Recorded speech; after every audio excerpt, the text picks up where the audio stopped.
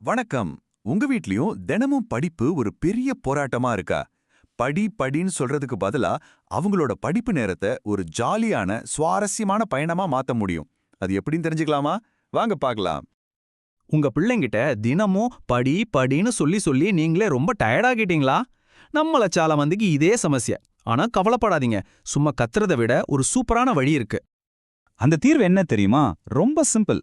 அவங்க கிட்ட ஆர்டர் போட்டதை நிறுத்திட்டு பேச ஆரம்பிக்கணும். ஏன் படிக்கணும், எப்படி படிக்கலான்னு அவங்களுக்கு புரிய வச்சிட்டோம்னா போதும். அதுக்கப்புறம் பாருங்க, மாற்றம் தானா வரும். சரி, இதுல படி என்னன்னா, ஏன் படிக்கணுங்கிற கேள்விக்கு பதில் சொல்றதுதான். படிப்புக்கும் அவங்களோட வாழ்க்கைக்கும் ஒரு கனெக்ஷன் ஏற்படுத்திட்டா போதும். பாதி வேலை முடிஞ்ச மாதிரி. முதல்ல அவங்களோட எதிர்கால ஆசைகள், அவங்க என்ன ஆகணும்னு நினைக்கிறாங்களோ அதோட படிப்பை லிங்க் பண்ணி பேசுங்க. உதாரணத்துக்கு, நீ டாக்டர் ஆகணும்னு சொன்னியே, அப்போ நோய்களை பத்தி தெரிஞ்சுக்க இந்த சயின்ஸ் பாடம் எவ்வளவு முக்கியம் இல்லையா அப்படின்னு கேட்டு பாருங்க. ரெண்டாவது, படிப்புங்கிறது வெறும் ஹோம்வொர்க் இல்ல. அது புதுசா பல விஷயங்களை தெரிஞ்சுக்கிற ஒரு வழி அப்படிங்கறத புரிய வைங்க. ஒவ்வொரு புத்தகமும் ஒரு புது உலகத்தையே நமக்கு காட்டும்னு சொன்னா அவங்களுக்கு படிக்கிறது ஒரு அட்வென்ச்சர் மாதிரி ஆயிடும். மூணாவது விஷயம், நிஜ வாழ்க்கையில படிப்பு எப்படி உதவுதுன்னு காட்டுறது. இப்ப ஸ்கூல்ல போடுற கணக்கு, நாளைக்கு கடைக்கு போகும்போது காசை கரெக்டா ஹேண்டில் பண்ண எவ்வளோ யூஸ்ஃபுல்லா இருக்குன்னு சொல்லிக் கொடுங்க. அப்போதான் அந்த பாடத்தோட வேல்யூ அவங்களுக்கு புரியும். நாலாவதா ரொம்ப முக்கியமான ஒரு விஷயம், சொந்தமா யோசிக்கிற திறமை. படிப்பு தான் அடுத்தவங்களையே நம்பிட்டு இல்லாம தைரியமா சொந்தமா முடிவெடுக்க கத்துக் கொடுக்கும். இது லைஃப்ல ரொம்ப ரொம்ப முக்கியமான ஸ்கில். சூப்பர்!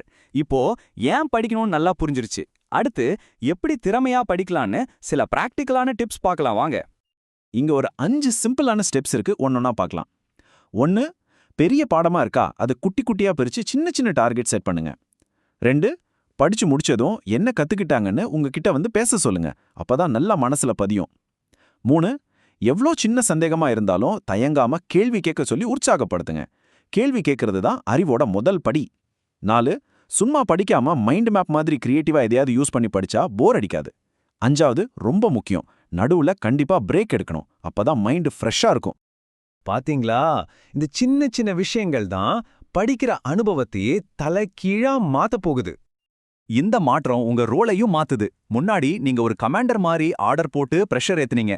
ஆனா இப்போ நீங்க ஒரு கைடு. அவங்களுக்கு ஆர்வத்தை தூண்டி படிப்ப ஒரு இன்ட்ரெஸ்டிங்கான பயணமா மாத்துறீங்க. இந்த முழு அணுகுமுறையோட கடைசி இலக்கே இதுதான். பிள்ளைங்க படிப்ப ஒரு பாரமா பார்க்காம ஒரு சுவாரஸ்யமான பயணமா பார்க்க ஆரம்பிப்பாங்க. இது நடந்தா அவங்களே படிக்கிறதுக்கு பொறுப்பெடுத்துப்பாங்க.